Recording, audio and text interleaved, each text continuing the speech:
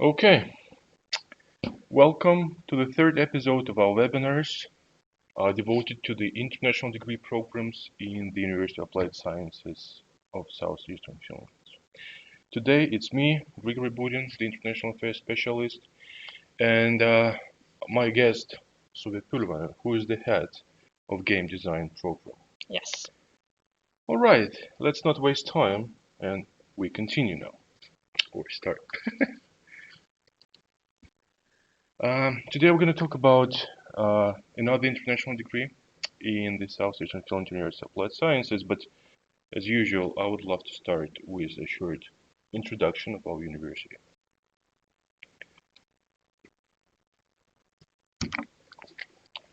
Southeastern Finland University of Applied Sciences is among the 5 biggest universities in Finland. And it has campuses in 4 different towns with total number of students summing up to 10,000 almost. In Kouvola, we have 2 international degree programs, and one of them is game design. Game design is actually quite a specific field, isn't it, Suvi? Yeah, it's really specifically targeted to the game industry, and also we have it towards game design and game artists, even if it's quite all around degree, but still it's specific towards that industry. I'm sure it's going to be really interesting to talk about it. Yeah. Especially keeping in mind the fact that we are the only university of applied sciences in Finland who actually teaches the game design studies in English, right? Yes, that's true. Cool. But well, I suppose before we turn into the game design program, curricula, courses, free time activities, employment, which is of course among the most important things, I would like to take a chance and show you guys the campus of ours. We are located in old military buildings, actually, and as you can see, the city of Kouvola is just behind this. Well, I would call it park, but we call it forest. Anyway, that's the place where you guys are going to be studying. And actually, that's pretty much the place where most of you will be living because we have the student residence houses just nearby the area. One is located over here, the other one is in the city center, and we have some more around the campus area. But well, not to waste time talking about cities, we will just move on to talk about the program, right? And the stage is yours. Thank you. So let me introduce you the game design degree, which is a 4 years program. And it is project-based learning degree, so we do a lot of game design projects. Students work in teams to develop games together. And we have 2 options. One of them is daytime studies. We call them also full-time studies. And they start every autumn. The other possibility is the hybrid or blended or part-time, baby with many names, that starts every spring.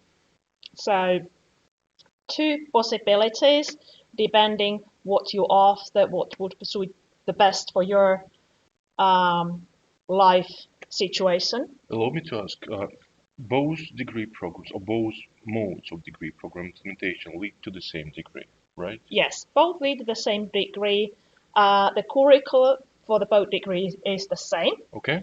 The difference is that with the daytime studies, the students come to the campus usually Monday to Friday.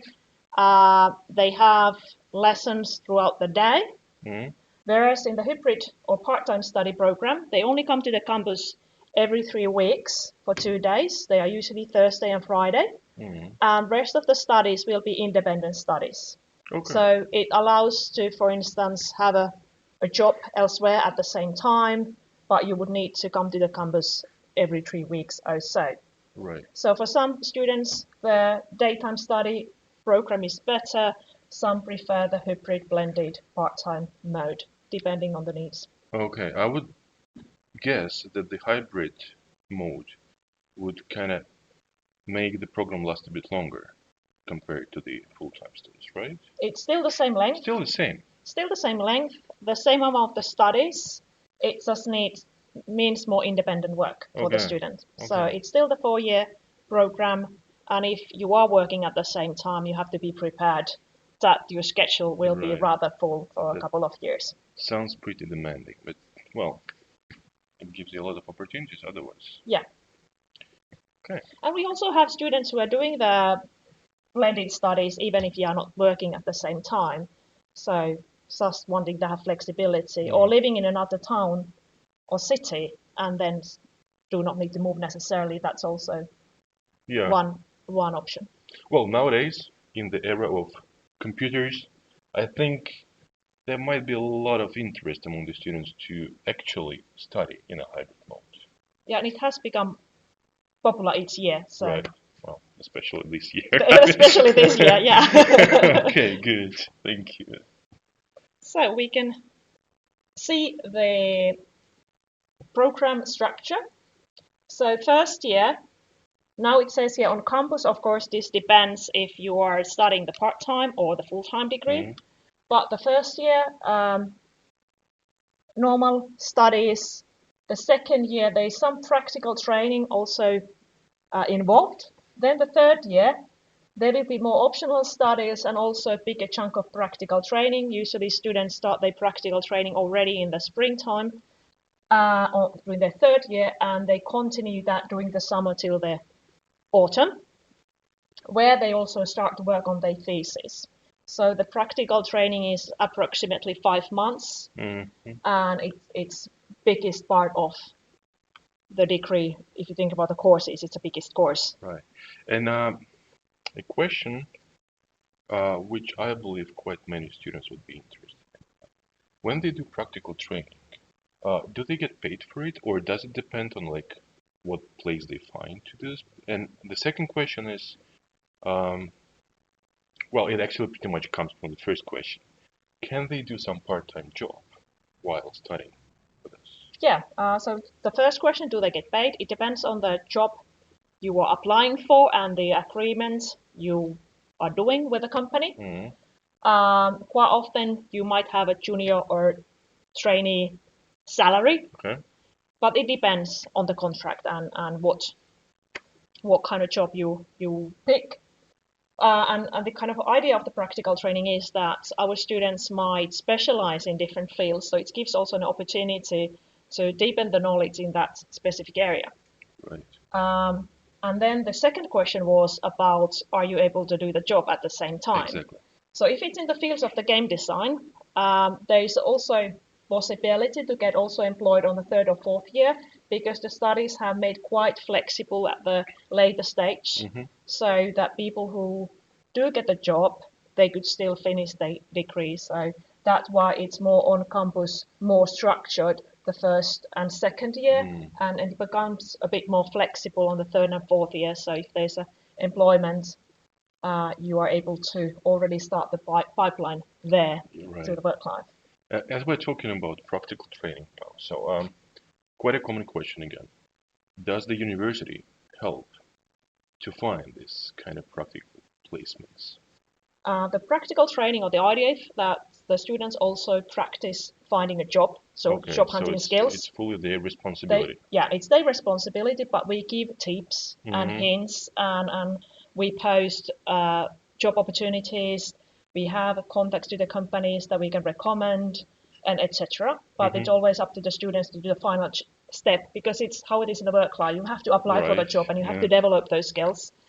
And we also help in building the CV, looking at the portfolio, and writing the cover letter. So we help and encourage the students to apply. So it's the job hunting skills that we also are after. Well, these are crucial nowadays anyway. And when else could you train them while not studying here, like in the degree program? Excellent, thank you. That was like really well detailed answer, I would say, and I'm sure you guys know what to do now. Yeah. So I gathered here a few example courses. This is not the final list of courses, but I picked up few examples, so giving a bit idea what we are doing here. This picture here is actually from the studio that we are standing currently. We have there in front of us, there is a mocap facility that our students are using. This space is also utilized for game jams that our students are organizing and taking part in. Also LAN events, game LANs are organized in this particular space. But going to the courses, first year, game design basics, like going through the really basic what is to design games, non-linear storytelling, script writing, game development, you do kind of your first demos, basics of 3D modeling. There are some basic art fundamentals during the first year as well, so it covers the fundamentals of software and tools, so you got the basic skill set to get started with your own projects. Then the second year, there is a concept art, digital painting, level design, 3D character design, usability and user interface design that you can then have a bit more in-depth skills. Third year, you start to have more skills to develop your own game project. So there's game scripting, advanced 3D, animation and motion capture. So this is from that course. Now drawing on the screen. And then game business, digital economy. So looking also the game business and how that affects what you're doing as a game designer or game artist. And then the fourth year will be focused on the thesis and practical training. Yeah. Well, although, just to make sure we guys understand each other well, we are talking about arts degree. Although you can see in third-year studies, there were like some scripting and 3D modeling. It's still a part of this. It does sound like programming skills, but the most of the program is about arts. Is that right? Yeah, it's a designer, but we have to. I will go. Yeah, maybe I'll show you in a few slides later. But our students, they are artists or designers usually. There is some. If you become a game designer, it might be that you're a level designer, and you have to do some basic level of scripting. So that is useful to know, but it's not the main. You are not programmer. Right. Even if you would be game designer and utilize some of that skill set, it would not be the core focus. Okay, but then the question, which I know the answer for, but I'm sure the viewers of ours would like to hear more about it. We have the game programming degree program in the other campus. How much do our students cooperate, like from the game design to game programming? Like, do they have some common projects? Do they actually develop something together with them? We've had projects where we have coders from the other degree coming to join the projects our students are working on, and vice versa. And we are now also developing courses together and hopefully even having more cooperation in the future. It sounds great. Yeah. What about language barrier? Because now we're talking about the international program, clearly aimed at the English-speaking students. The game programming program is in Finnish. Yeah. How do they cope with this?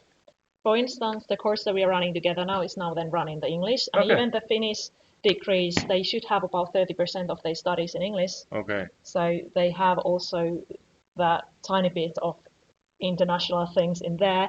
And if you work in the field of games in Finland, most of the companies operate in English anyway. Okay. So even the coders would need to brush up their English skills for the employment. Right. So language will not be a problem for you guys. Thank you. Yeah. I have next few example works which maybe gives a bit idea what our students do during their studies. These are more art related as the design is usually not so portfolio pieces as such. So these are more art focused. So we have few art pieces, some concept arts done by our students, and 3D modeling, environment art, character design, and this is also from a published game. So these students set up their own company and publish the game. So this is an UI example. So the different students may have different interests. Some may want to become UI designers. Some are more interested in art. Some may become level designers. So it depends on the students' interest, and throughout the studies, we try to give a variety and also opportunity to focus on the area that they find. So they can choose what exactly they would like to kind of specialize in. Yeah, right? We don't have specialization as such, but through the optional studies, through going to the practical training, and also when the students work on their game projects, they usually have within the team, one of them works as a designer, the other one as an artist, etc. So they can split the roles, and by working in that role, they develop their skills in that area. Okay. What about going abroad for exchange studies? Do they tend to go? Because I mean, we have plenty of partners, but do the designers like really want to go abroad? We have usually through every year that want to go abroad for exchange, so that's totally possible. Usually it's on the third year of the studies when that happens. Okay. Just for you to know, we have over 300 partners around the globe. And basically, these are the opportunities for all our students to pick a school somewhere else, go there for 1 semester, 1 academic year, study the courses offered by that university. And sometimes they can even get, a second degree if they participate in a double degree program, which I don't think is present in design, in game design programs. No, we haven't done that so far. That might be quite challenging because, I mean, the degree program itself is so specific. It might be almost impossible to find like really good partner who would also benefit from such a cooperation, right? Yeah. But let's see, it might be something in the future, Let's but currently. Let's see. Yeah. Okay. Also, for the practical training, that can be done abroad as well. So it doesn't need to happen here. We've had students doing their practical training abroad as well. So. Yeah, and talking about it, should you decide to go to European states, you will actually receive a scholarship from our university under Erasmus network, which will cover some of your expenses. Of course, it will not cover it in full, but still, it's quite a good, decent support, I would say. Yeah. And quite many students use this chance. Okay, that leads to the internationalization. That's something everybody want to know. Yeah. And some of the things that we already kind of touched upon and discussed already. So if you think about the production team in games, there are usually designers, artists, programmers, then there's the management people involved. But our students focus on these two areas. We have to become developers as well, but then they are usually designer, developer, kind of in the borderline. Kind of combination of skills. And then if they are setting up their own company, they might also touch the management bits, but it's not still the focus. The focus is in the designers and artist fields. Well, you have already mentioned like several times about setup of own business. Clearly, it requires some skills, like business skills. Can our design students take, say, courses from degree program in business, which we also have in the same campus? Do they do it? Some students do, and then there's also been projects that is being targeted to support students who would like to start up their own business, and a few of the students who have taken that road have also been involved in those kind of support networks. Okay. So that there is support available for if there is interest towards that area. And also the optional studies make it possible to take courses from other departments. So whatever is available, almost everything that's available at the university, you are able to take that as an optional study. Well, that's good because, I mean, I have met so many students and they have so broad interests that this opportunity actually is excellent because, well, if you like business and you like drawing, for example, I think that would be an excellent combination of skills, especially if you think of establishing your own business. And talking about establishing a business, in our university, we have Patteri. I don't know how to call them, Patteri group, Patteri team. It's a unit which helps our degree students set up own businesses, either during the studies or just upon graduation. And I'm just mentioning it because nowadays it's getting more and more popular, like all this startup stuff. And we have great people and great tools to help our students. Yeah. So we did a bit of survey last spring about with our graduates, what kind of job titles they end up with. And here are a few. So they've been becoming 3D artist, environment artist, freelance artist, game artist, level artist, marketing artist. So these are the art related things over there. Then in the middle we have the more designer oriented titles like the game designer, level designer, narrative designer, or UX designer, which is user experience design, or it can be also involved the user interface design. And then there is also the kind of player support, QA, quality assurance, quality controller titles as well. And the CEO means that someone has set up their own company. Okay.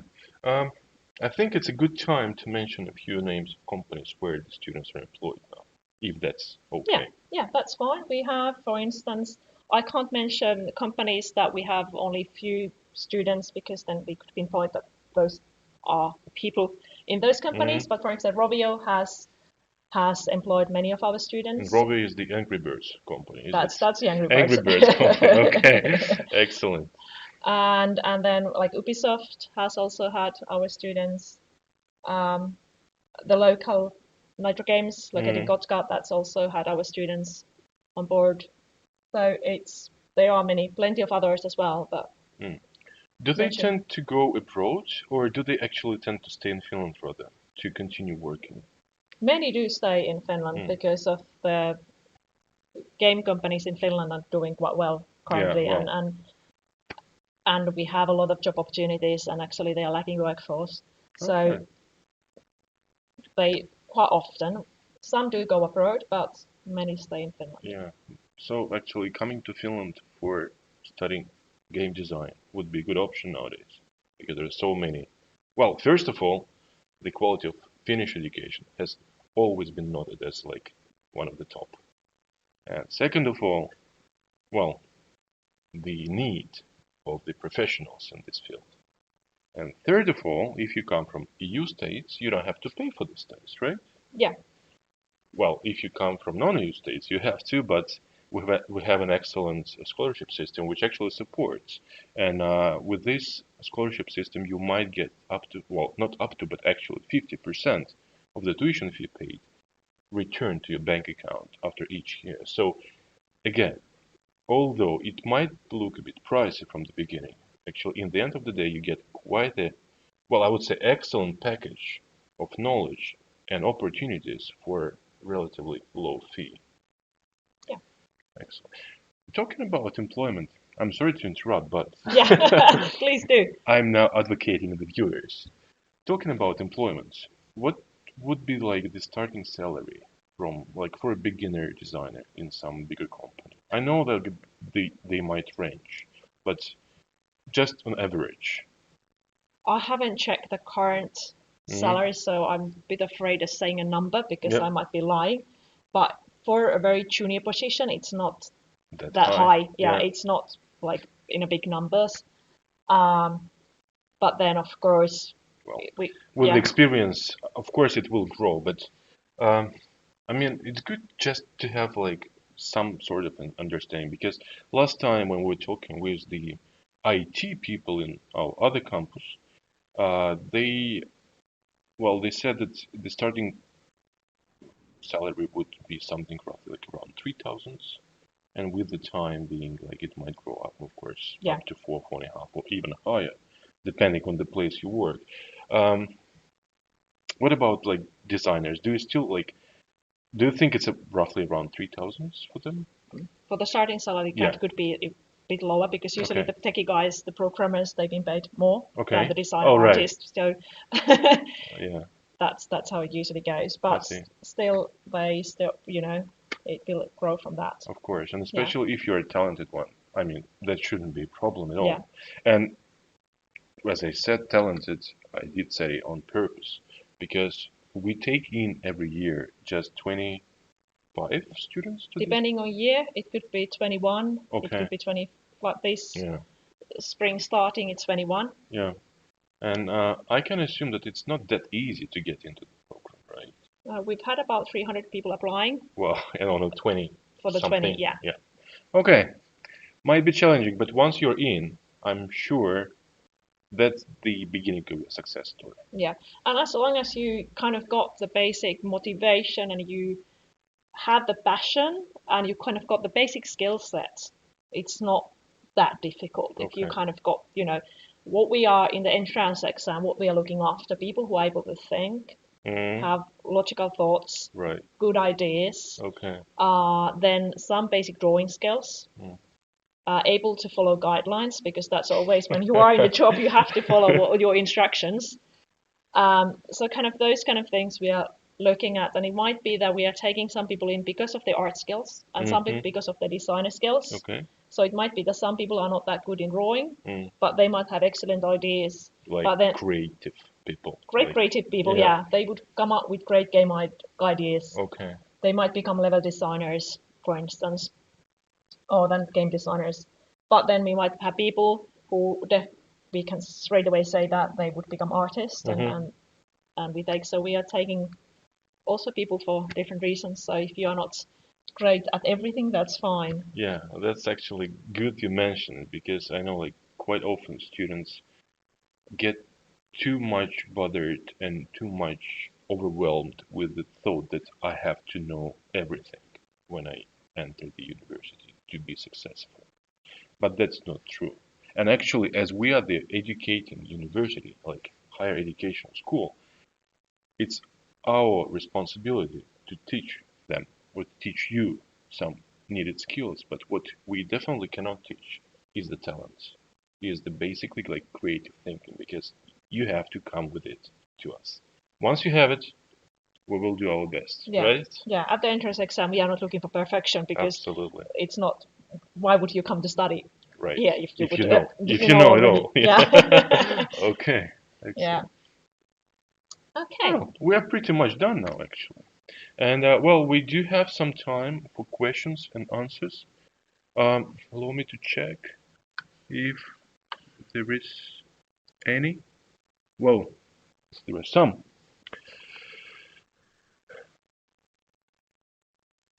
Uh, if you don't mind, I will read it out loud. Yeah, please do. It's so good.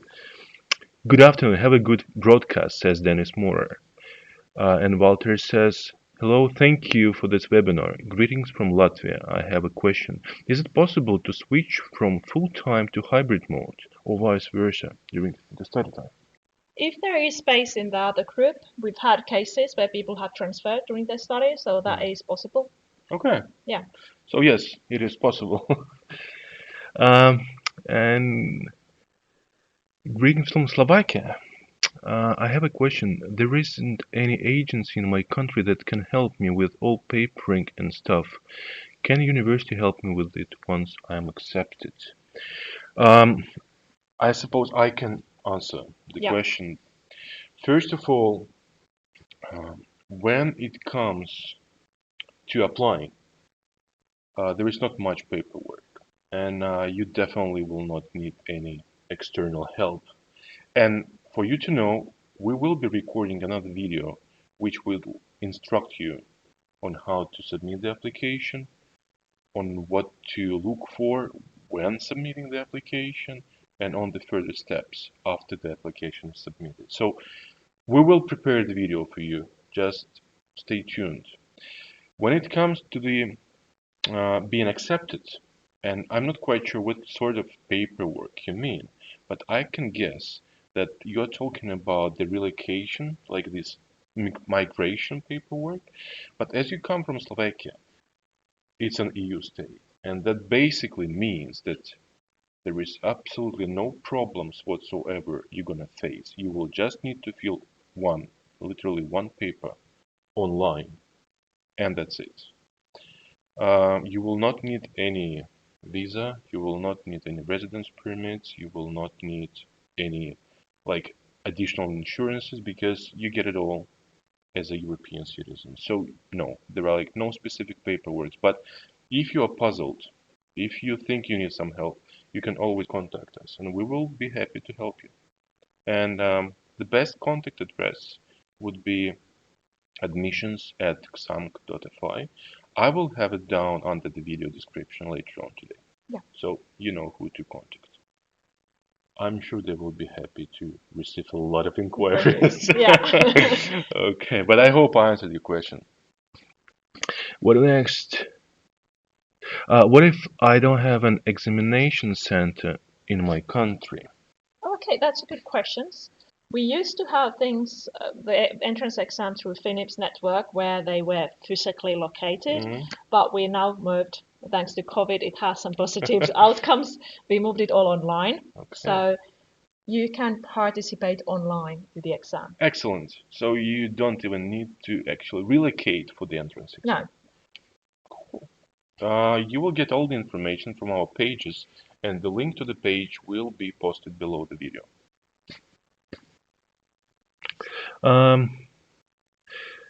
How about housing on campus?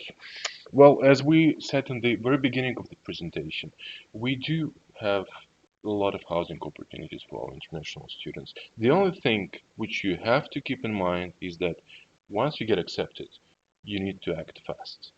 And that means that you will need to contact the student housing company with who we cooperate. So a university itself does not provide any housing opportunities, but we do have a partnering company which is responsible for this. You will just need to contact them and say that you're accepted to our studies, and you will need to reserve a room for yourself. And the price range, I would say that it varies a little because we have different options, but I would say it starts from 230 per month and up to 300 maybe. What do you think? Is it correct? I think so. I think it is, the Yeah. numbers, yeah. But again, it's not going to be a problem as long as you act fast. Moi from Helsinki. Moi. Do we need notarized legalized documents for the application? I moved here last year. Well, not.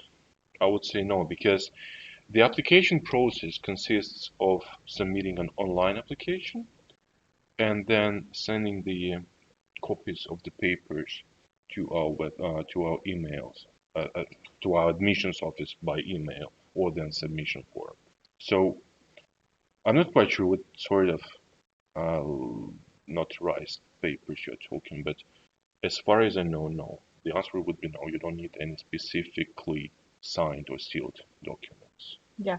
What we are checking that you have eligible to apply. So you have some previous education. Like high school? High school, Yeah. yeah. So you kind of got that kind of background. So certificates for those. Yeah. And then we need ID, Obviously. and then for the residence permits and that sort of stuff, usually people anyway get them after they got the Of course. study place. So Yeah. And it's good you mentioned about this school. As the entrance exam are organized in March and the application period is actually in January, that basically will mean that for quite, well, many of you, I would believe the majority, will be still studying in their final class at school. To get around this problem, they will need to provide a paper saying that they will graduate by the time they are entering the degree studies here, right? yeah. Yeah. So you can apply whilst being the last year students in the high school or college. Yeah, yes, you can. And that's actually a good point that you mentioned the date of the entrance exam, because this year it's earlier than previous years. Okay. So it's already happening in February. Really? Yeah. I should have checked it. It's earlier than previous years, so that's for who are following this, and maybe if someone has applied before, Yeah. check the dates because it has. Excellent. That's a good point because I was sure it's going to be like in March, but no. But again, it's good that we have the admissions office preparing another video. Yeah. And they will tell about all the dates and process. Okay, what do I have next? Is it possible to borrow technology from campus? If so, how much does it cost to borrow technology from campus? Okay. What we have. Excellent question. A good question, yeah.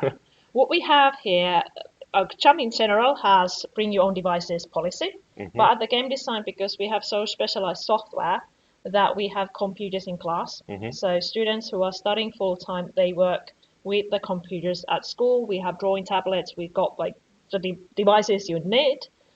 In specific cases that you have to go with the device outside, then we can borrow it, but it's not like the drawing tablets. We usually Yeah. say that they have to stay here, that they don't disappear. People don't forget that they're homes, and when we need it in a class, it's somewhere else. So that's something we usually have in the class. If you are a part-time student, so you are not taking the full-time studies, then you should have a computer at home. Mm.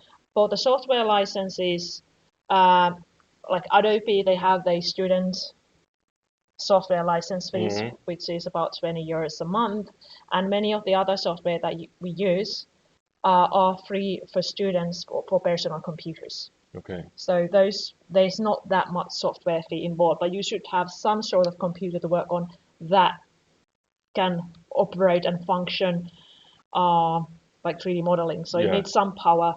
Okay. But I'm sure we have the list of requirements on our web pages, do we? There is that. Because The I part- remember seeing it last year, and I guess it's still there. Yeah, it says there that the part-time students should have their own computer, Yeah. and then the full-time students do not necessarily need one. Right. But when it comes to software, you will get it for free, right? Yeah, software. For That- the time being our student.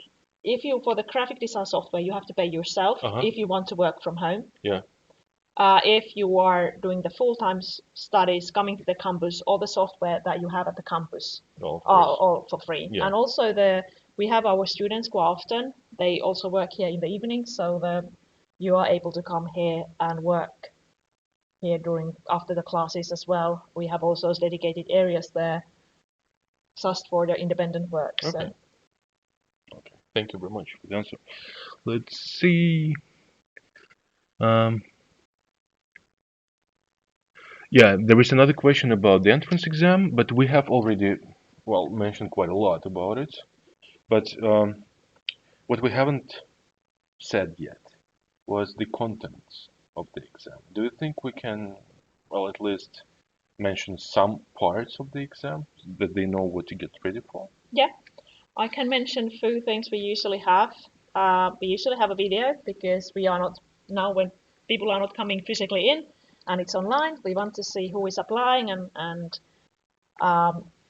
then we might have a group interview. So quite often we have it in two phases. So the first one might be the video, and then some sort of motivation letter or questions or analysis of what your motivation to study is, depending on the year. Okay. So that's a part one. Part two has usually had one design task. So you are given some sort of parameters about a game idea that you have to come up with. So you have to design a mini game or whatever you come up with. But anyway, there are things that you can't really be prepared because Right. it's the parameters will change every year, and you have to use those to come up with an idea. And then the second task is usually drawing task of some sort. And then depending on the year, we might have a group interview as well. So first part, we take about 60 people for the second part. All right. But you said drawing, and this year the exam is going to be arranged remotely, like online. So how do they draw? They draw at home, pen and paper. They need to have their own art supplies. Yeah. Of course, even if they would come here, they would bring in their own. Is it so that they have like a certain time frame when they draw, and it's going to be kind of broadcasted, or is it just like they're given the time, like say 10 till 2, they have to draw something and then they need to present it? Yeah, then they take a picture or scan it, or however they want to digitalize the outcome, and they digitalize it. Right. How do you ensure they have drawn it themselves? Students have been really honest about it. It's not that we don't trust you, but still. So far, we've been trusting on people, and they have been really honest about what they work.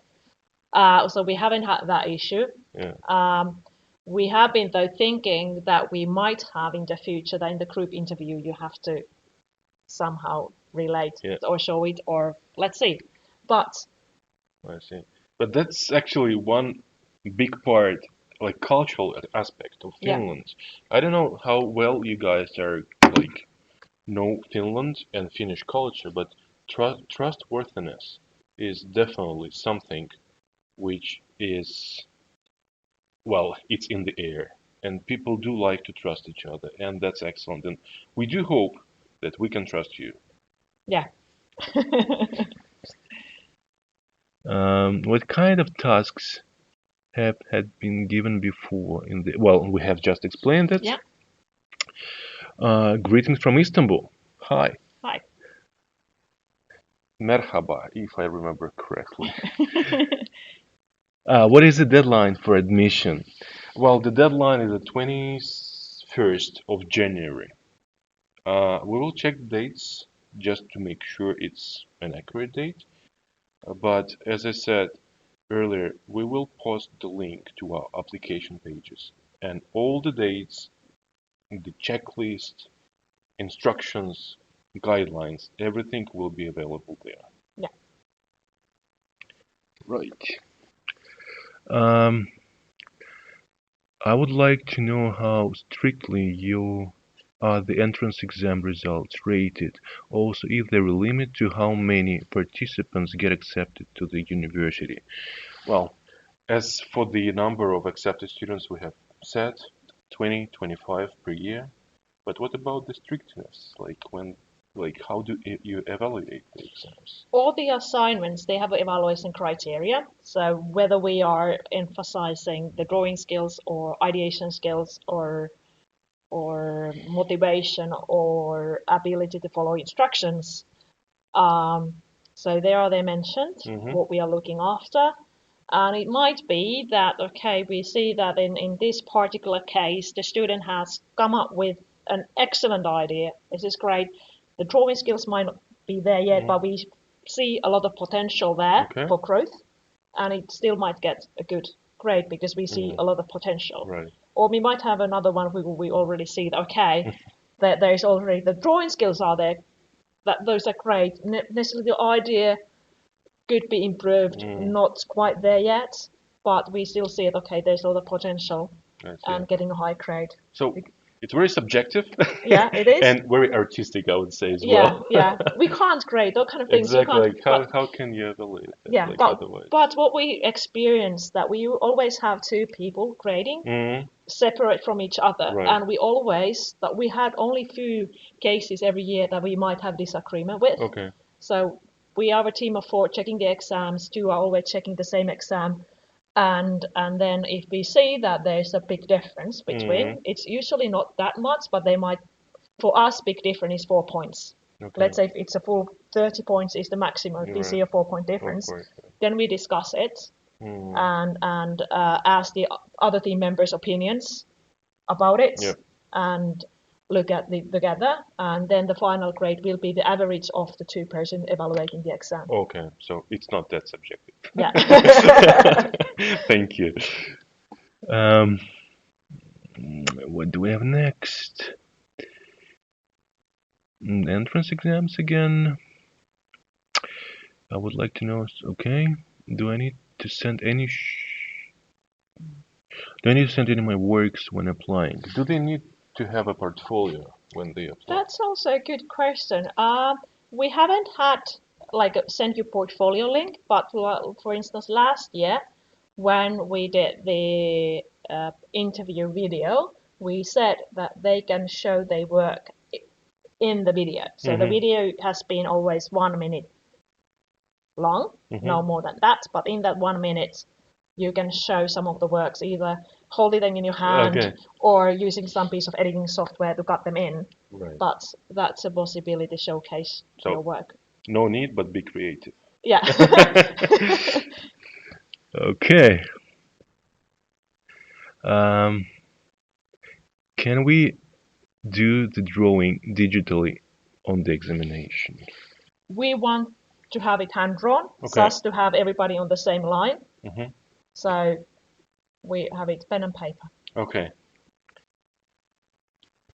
And yeah, actually, I remember it correctly. Merhaba it was. So, excellent. Good point. What are the approximate living costs per month, including travel and food? Do you want to answer or shall I? You can maybe Okay. have a better. I might, yeah. Well, I might guess I do. Basically, we did have some calculations in the like recent years done, and I would say that on average, a student should have at least 600 euro per month to cover the accommodation expense, traveling, not too much obviously, and well, food expense, because otherwise you don't need to pay anything in school, like, well, except for lunches, but that's included in the food expense, and otherwise there is not much traveling actually needed to commute in between the residence and the university campus. But I would say that 600 is an absolute minimum to feel comfortable. If you have more, you will feel much more comfortable, and of course it's endless. Like if you have a lot, you will enjoy Finland the most probably. But 600 is the minimum. But note, when you apply, um, Finland Migration Office has set a minimum level of kind of must-have income or must-have money is 570 euro per month. But that's basically important for those coming from non-EU because you will need to provide a paper proving that you will have sufficient funds. Those coming from a EU area, I don't think they have to have any sort of proof of financial income. But 600 is like the minimum I would recommend you having. Do you have some other figures that you No, have? I haven't done the calculation, so I think you have a better idea Yeah, well, of that. it's roughly 600. Um, well, no more questions at the moment, and we are just about the time we have scheduled to end the webinar. Yeah. So thank you very much. I think that was really interesting, and even me, I got quite a lot of new information today. Thank you. Thanks for organizing this. My pleasure. And thank you for being here with us. And as I said, feel free to contact us if you have any further questions. And remember to sign up for our YouTube and follow it because some more videos are coming, especially about the application procedure, exams, and what you do after you get accepted. Because we like to think that whoever applies is accepted. We think positive here. Yeah. We don't think negative, right? No. Okay, thank you very much. Thank you. Thank you, guys. It was a pleasure. Thanks for watching. Bye bye.